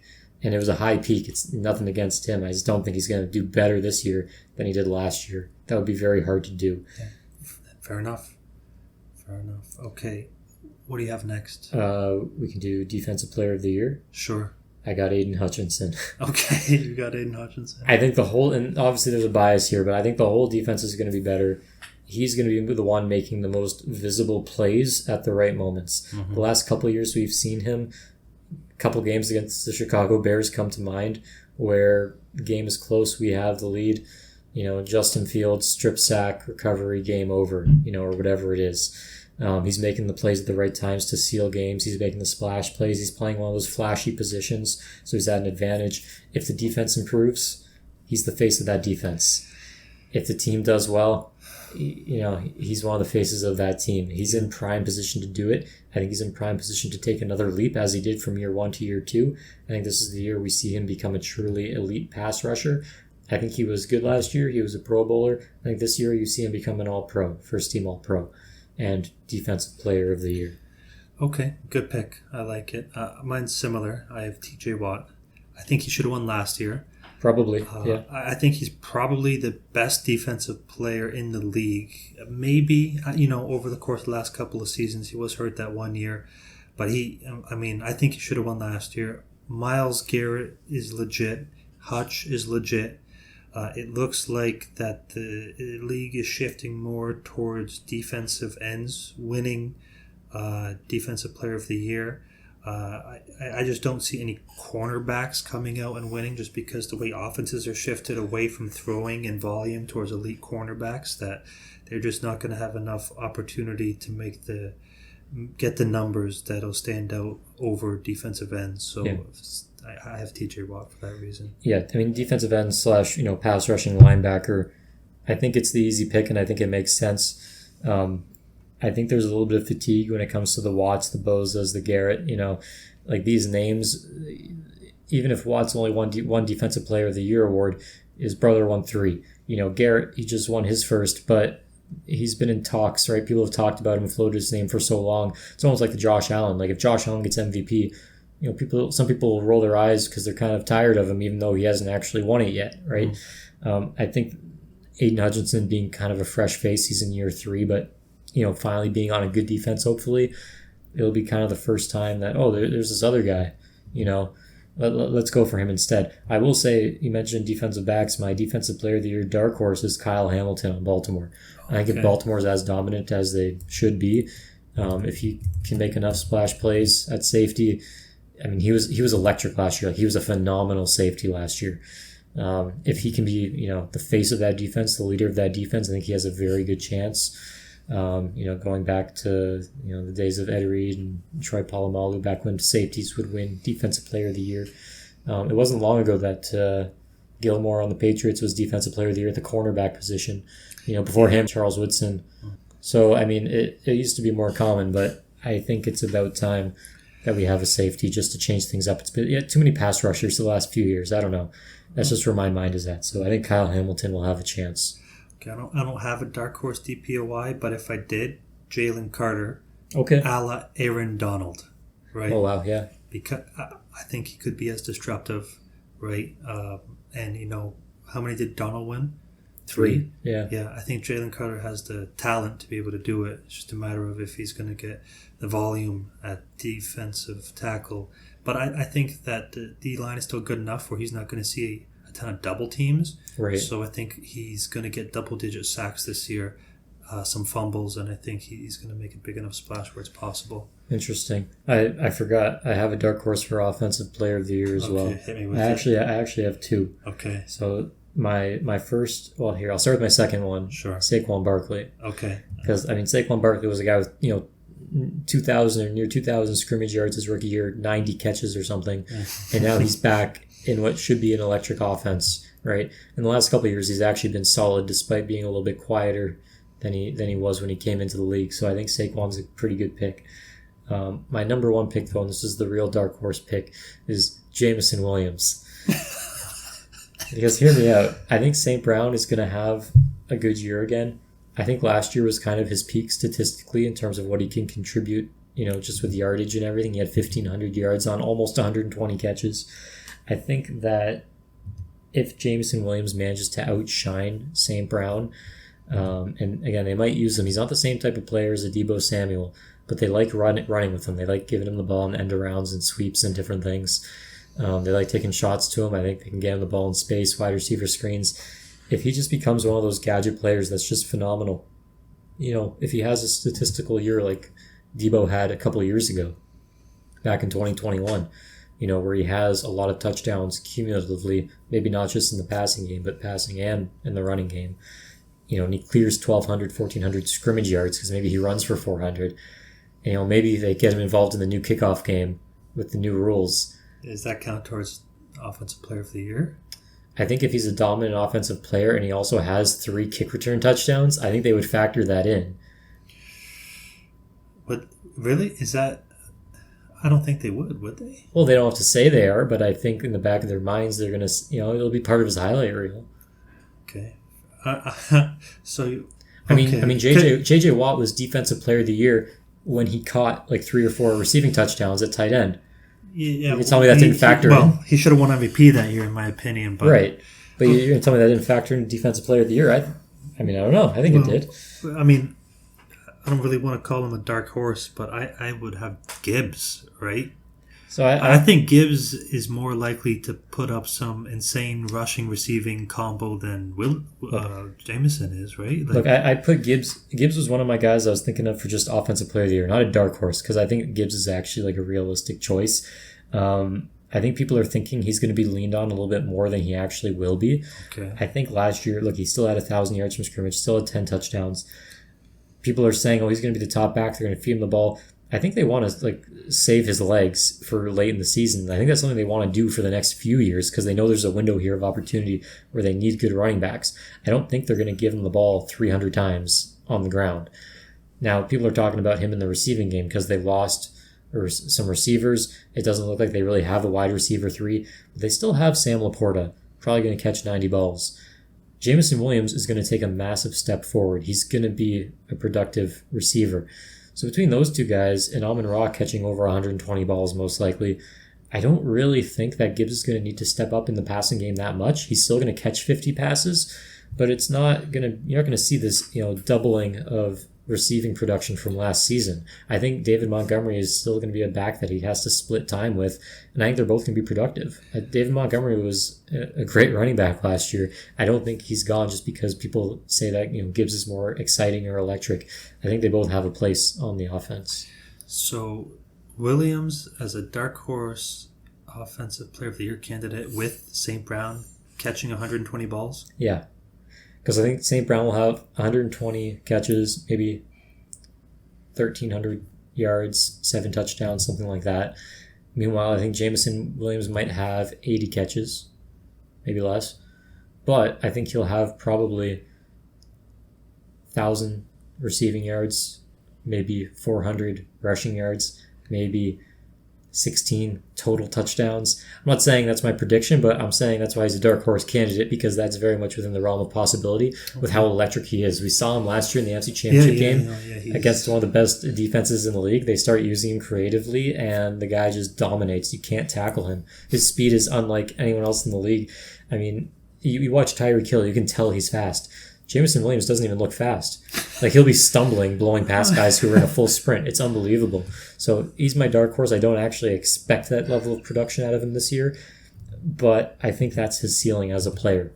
Like, he's a game changer. And if he's making giant plays that win games in critical moments, and he's the reason why the Lions have the highest scoring offense in the league, he's the difference between last year and this year, then I think he's going to get some consideration. Again, it's a dark horse pick. It's a dark horse pick indeed. Okay. Let's carry on to Offensive Rookie of the Year. We'll keep it simple. Like, I have Caleb Williams. I've said it already. Yeah. I think he's set up for success. He's got the weapons. Everything is in place for him to succeed. In addition to him just being very good. I'm excited to see him play. I like when the division's competitive. I don't have him making the playoffs, but I have him making some noise. Mm-hmm.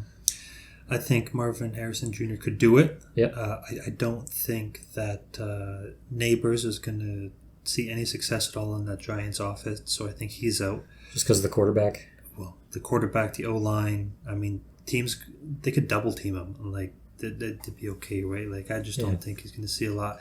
Is it Odunze or Duze? He's got to split the targets with Allen and with DJ Moore, so I don't think that he's going to see the volume. So that's why I have Harrison as my favorite receiver, but I agree with you. I think Caleb Williams, just the talent, right? I mean, I don't think he's got to put up crazy numbers. I just think that he has to show enough flashes of brilliance, and that's it, because it's fascinating to watch that guy play. Okay. Well, we have one more award, Defensive Rookie of the Year. I'm going Byron Murphy the second. Defensive tackle out of Texas. He's going to Seattle. He was a first-round pick. Seahawks' new head coach, Mike McDonald, is a former defensive coordinator for the Ravens, who've been dominant on defense the last few years. I think they're going to use this kid. He seems like he can be a weapon for them on the inside. I'm looking forward to seeing him play. This draft was pretty heavy offensive in the top half of the first round. Rookies of the year usually are first-round picks. It's pretty rare that they're picked outside of that. And he's on a team where, they kind of overperform every year. Somehow Seattle has just had this record of drafting kids that come out and they're just phenomenal, especially on the defensive side of the ball. I'm excited to see him play, but there's a lot of guys that could take this. This one is not as clear-cut as Offensive Rookie of the Year is. Yeah, I didn't put too much thought into this one. But I got Quinion Mitchell. Okay. Right. I think how abysmal the Philadelphia secondary has been, not just last year, it's been pretty bad over the last couple of years. He's going to start, right? If he has a couple of picks, a couple big-time plays, and that secondary shows a big-time improvement, then I think he's going to get some consideration. So all right. I got him. Okay, so that's our awards. Let's take a look at our statistical leaders. We don't have to talk too much about them, but I'll run through them, I guess. Name them off. You go, then I'll go right away after. Okay. Passing yards, CJ Stroud. Tua. Okay. Passing touchdowns, Dak Prescott. That's a good one. Okay. I thought you would go Brock Purdy there, though. So here's the thing. Dak Prescott, the last 5 seasons, 5 years ago, he threw 30 touchdowns in 16 games. The next year, he only played 5 games, so he had 9 touchdowns. The year after that, he played 16 games, 37 touchdowns. The year after that, he only played 12 games, but 23 touchdowns. Okay. The year after that, which was last year, 36 touchdowns in 17 games. Okay. I don't know if you've noticed, this is over 2 touchdowns per game average over 5 years. That's an incredible pace to keep for 5 years. That works out to 34.8, almost 35 touchdowns a game in a full 17-game season. That's his average the last 5 years. He's always near the top of the league. I don't think Zeke Elliott's going to really vulture a lot of touchdowns from him. Dak doesn't really run for touchdowns as often as he used to. I think the Cowboys are going to be, they're going to be running that team through their passing attack. Dak seems like the safest pick for me. Okay. Okay, I got Josh Allen for passing touchdowns. Okay. That's an incredible pick, I think, considering just like the loss of I have him weapons. as the MVP too, right? That's right. So I got him putting up a ton of I touchdowns this year. thought maybe you were saying MVP for him because of his work on the ground. Well, that's going to help. Right, but with the loss of weapons this year, that's tough. Yeah, but last year he threw for 29, Yeah. right? And he ran for 15. Right. So if he runs for 10, then he's only 2 touchdowns away from tying the lead in touchdowns. But we're talking just about passing touchdowns, right? Yeah, just passing Okay. touchdowns. But I'm saying, 15 rushing touchdowns is a lot. Right. I think he can make up for that in air touchdowns easily. Okay. Rushing yards, I'd mentioned this already, but Kyron Williams. Okay, I think CMC is going to do it again. CMC, okay. Yeah. Rushing touchdowns, I do have CMC. I have Derrick Henry. It's a good pick. Uh-huh. Receptions, Amon-Ra St. Brown. At 120? I don't know, maybe. Okay. I don't see why Lamb is not going to do it again. Oh. I think Dak's just going to target him a ton like he did last year, and Sure. he's going to catch the ball a lot. Receiving yards, I have Justin Jefferson. I got Lamb again. That's Okay. a good pick. That's though. a good pick. I like Jefferson. Yeah, I mean, it's kind of an easy pick. I like the Lamb pick, though. Receiving touchdowns, I have Garrett Wilson. That's a good pick. Yeah.